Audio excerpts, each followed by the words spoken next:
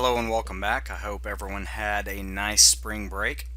This week we are going to do a single project, and I'm going to start it with you and then you will finish it, and it's the Caesar Cypher project, which you should find on Blackboard. If you navigate to the assignments link at the bottom of the page, you should see the new Caesar Cypher project folder for week 9. And this Word document right here will give you the instructions.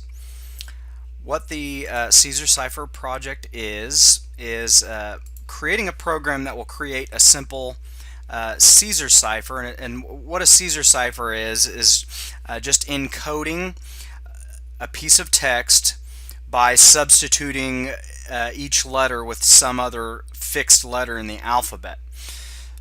So this project will give us practice using a lot of the string methods that we may have not had an opportunity to use yet from chapter 8, and just put the finishing touches here on this unit 2. So what we're going to do is we're going to start this project together, and we will have two functions, the encode and decode.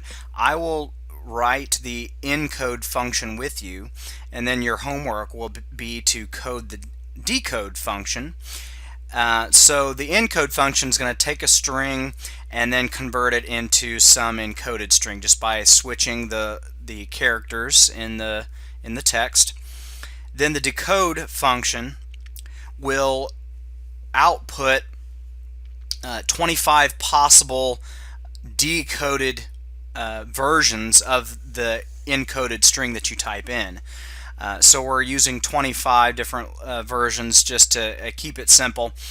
And what we're assuming here is that every letter in the alphabet is being switched with some other letter of the alphabet. So it would be like taking every letter with some other letter in the alphabet. If you visit Wikipedia, you'll see an explanation here of the Caesar cipher, a little bit about its history.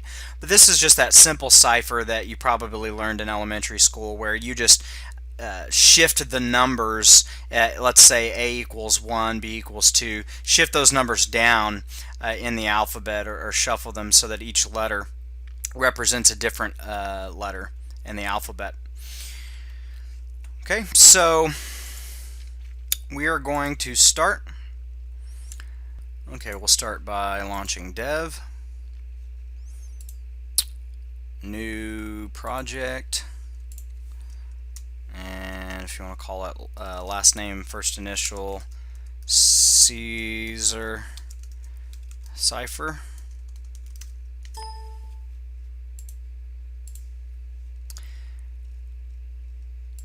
And then in C++ projects, I'll create a new folder.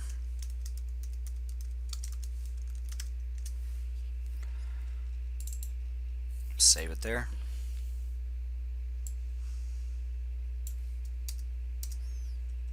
Okay.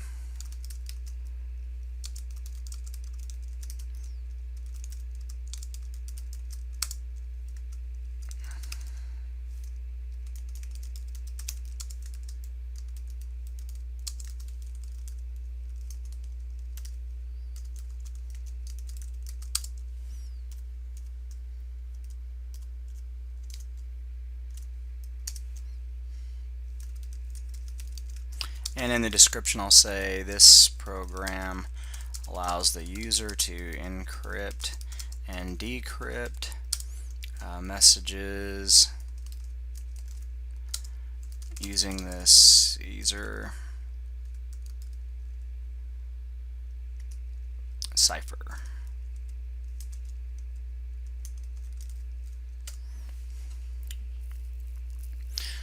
Okay. Definitely need the using namespace standard.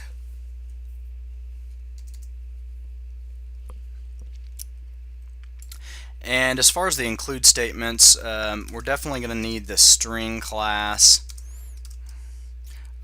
So include string, and then the way we are going to work the encryption is we'll pick a number at random to shift the alphabet. So I want to have a random number. So I'm going to include time, and then we also need the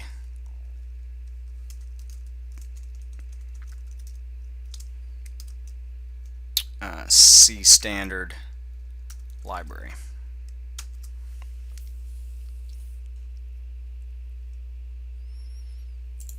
Okay.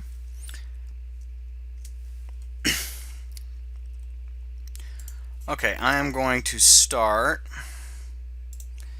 by creating in the main a simple menu-driven program.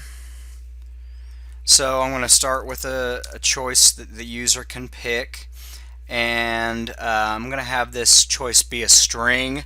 In the past we've used integers, but with this one I'm just going to, instead of using a case structure, we're only going to have two options, one or two, encode, decode. So I'll just do if, else, if, else. So I'm going to create a string that I'll call choice,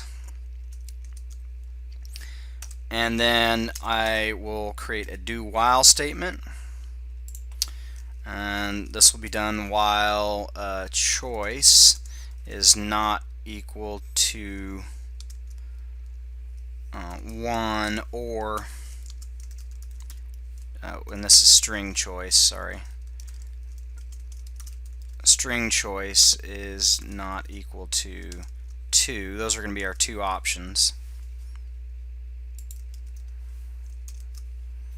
Okay, so let's create that menu and go from there.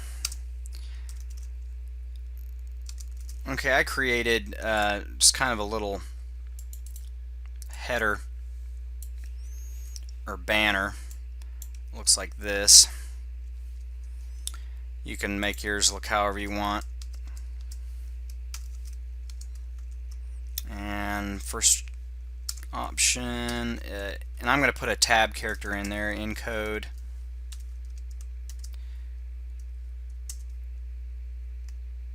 And then decode.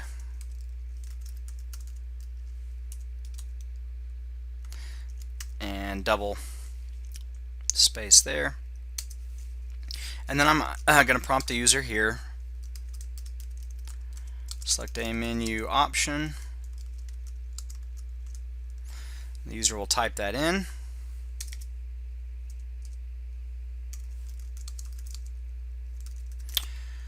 So then I'm going to use that getLine function to read that in. Since it's a string, we can do that, and then we won't have to worry about getLines further along. So getLine choice, and then my if statement, if string choice is equal to 1, then I'll call the encode function.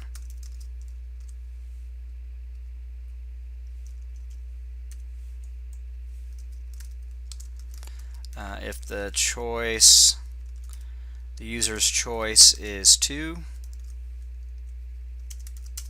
then we'll call decode. And I make that lowercase. And then the else, if the user typed in a character that wasn't 1 or 2, whatever it might happen to be, we'll just let them know that that's incorrect, invalid choice. Choose 1 or 2.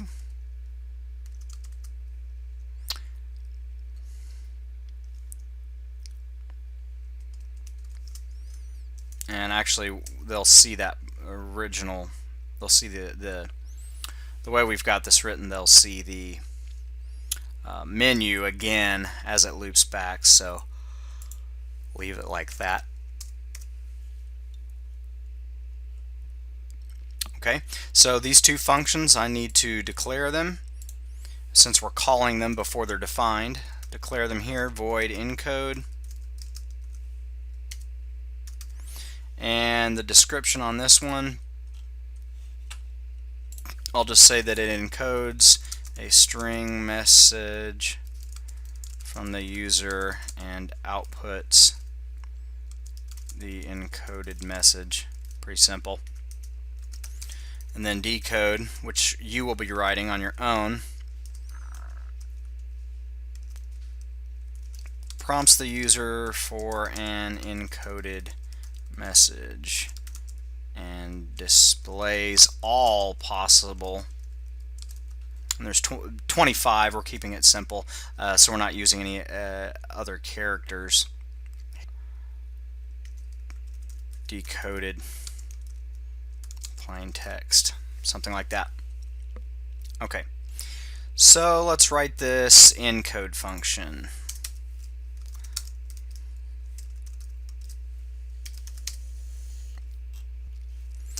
So with the encode function, we're going to prompt the user for a string. So I'm going to declare a string that I'll call message. Okay, and like I said, I also wanted to encode this message using a random number. So I'm going to create a random number here, and I'll call it int randnum, and I'll set it equal to rand, and here I'm going to use modulus 25 plus 1. Since there's 25 letters in the alphabet, I just want to pick a random number between 1 and 25, and that code will do it there. Give us a random number between 1 and 25. And then I'm also going to need a character that I'll just call C. We're going to grab each individual character from the string and then move it down the line in the alphabet to a different number, to a different letter. Okay. So then let's prompt the user for the message. All right. So cout, type a message to encode, and I'm going to use a get line again, and since we used a get line up top, we don't have to worry about any enter or carriage returns hanging out in the file, or not the file stream, but the input stream. That would accidentally get absorbed here. Since we're not using the cin statement with the extraction operator, we won't have that issue. Get line, just using get line everywhere. And that's our luxury, since we're not trying to read an integer in at any point. An alternative to that, you could read in integers as a string and then convert them to an integer just by storing them into an int, or trying to store them into an int. But anyway, that's not our concern in this project. So I'm going to create a for loop that starts at 0 and goes, actually instead of I, let me use in. I prefer in. In less than string message, and the dot length function returns the length of the string. Okay, so remember from our study of strings and C strings that a string, each individual character in the string, we can extract that character as if it were a C string, as if each character were a numbered element in an array starting at 0, so a 0 base index. We're going to start at 0, cycle through this entire string. And I don't want to deal with spaces at all. We're simplifying things. Well, I should say it this way. I'm complicating things a little bit on the encode side to make it easier for you on the decode side. What the issue we could run into if the user has spaces, and those spaces, the space isn't a letter in the alphabet, so you'd have to. You could deal with some limited, ASCII character mapping, but what I'm going to have you do is just deal with the letters, the 25 letters of the alphabet. So I'm going to weed out the spaces and make sure that I'm only dealing with alphanumeric characters, and that's where this function isAlpha is going to come into play. I'm going to use this isAlpha function, and I'm going to extract the character at letter or at n. So starting at 0, looking at that character, and so this isAlpha returns true if that character is a letter in the alphabet. Okay, so if it is, then I'm going to stick that letter into my character, and I'm going to capitalize them so that we don't also have to deal with the lowercase portion of the ASCII key set. So I'm going to do to upper string message at n. So I'm going to store it in a character. I'm going to store that character in C. And then what I'm going to do is I am going to change it. And this is how I'm going to change it. I'm going to take that C, that letter at C, and I'm going to subtract 65.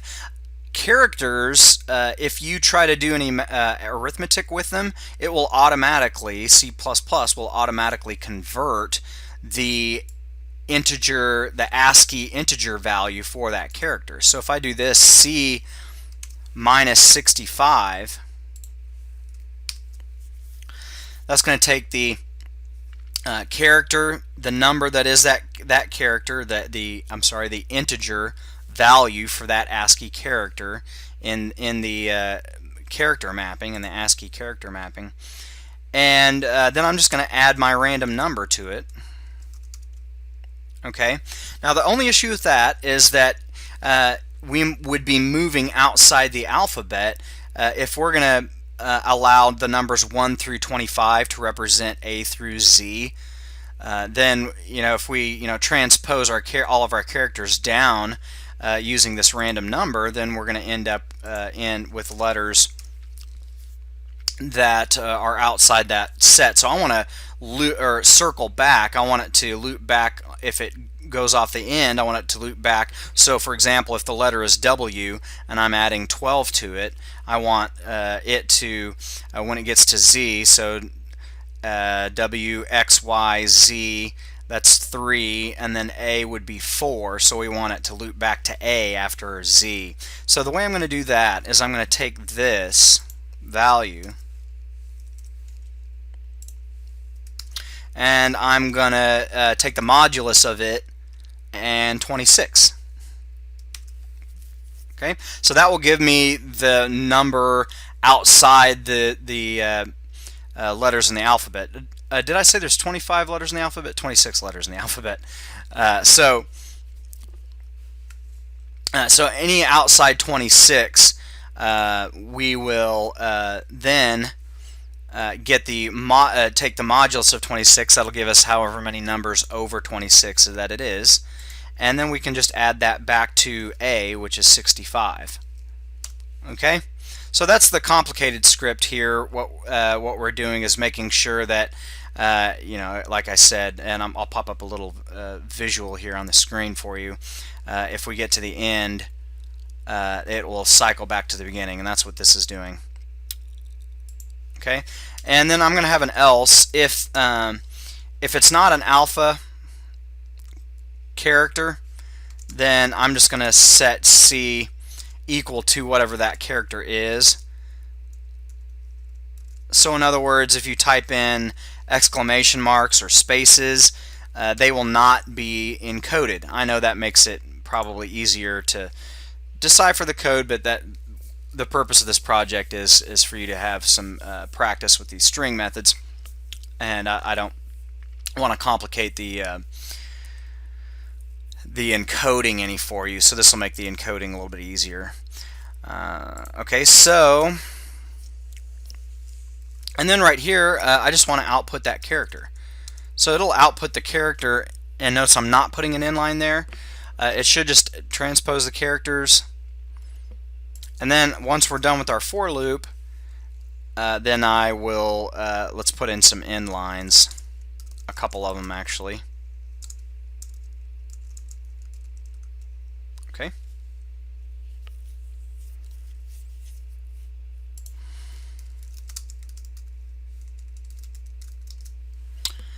Okay, so let's run this and test it out. Save it. Oh, whoops. I'm sure you caught that.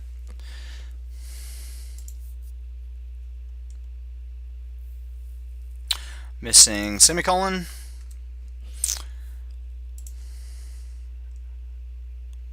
Okay. Oh, I need one more open parenthesis there, don't I? Okay.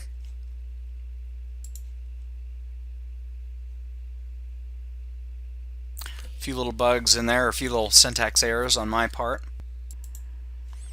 Oh, of course, that decode function. I haven't defined it, but we're trying to call it here. So let's comment that out for now. I may have to comment out the declaration as well. Let's just find out. Nope. Okay. All right. So encode. Type a message to encode. I'll say attack at dawn. And I'm going to put an exclamation mark in there so you can see what happens here. Okay, so it shifted the letters according to our random number. Now your job is to write the decode function so that it cycles through the encoded message, and the user will have to type in that encoded message. So in other words, what you should be able to do is if you select the decode, actually let me go ahead and show you the completed exe file, or I'll show you the completed run. Okay. So this is one that I've written the decode function. So what you should be able to do, let's run that encode again.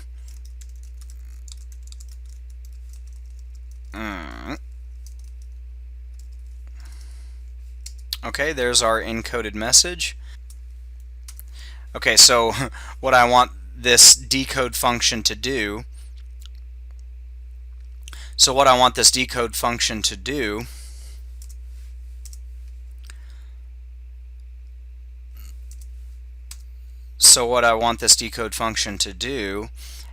is first, of course, prompt you for the message to decode, and then you'll have to type it in.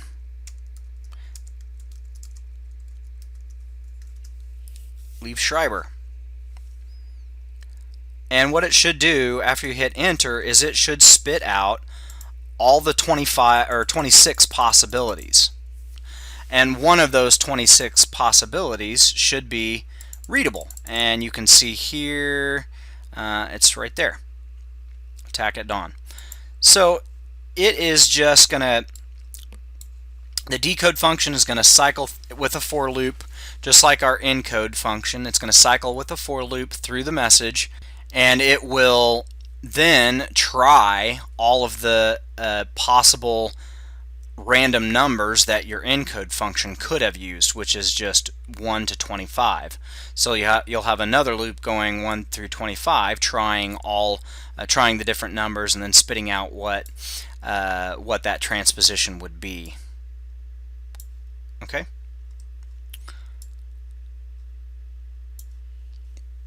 Good luck with the project, and if you run into any trouble, don't hesitate to ask. You can send me your code and I can help you out, point you in the right direction.